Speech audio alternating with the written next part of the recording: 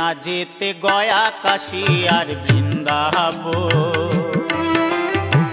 মাথায় নিলে বাবা মায়ের শ্রীচরণ। হয় না যেতে গয়া কাশী আর বৃন্দাবন। মাথায় নিলে বাবা মায়ের শ্রীচরণ। ওরে তাদের চরণে করলে স্মরণ, তাদের চরণে করলে স্মরণ, হবে সব তীর্থ ভ্রমণ। হয় না যেতে গয়া কাশী আর বৃন্দাবন।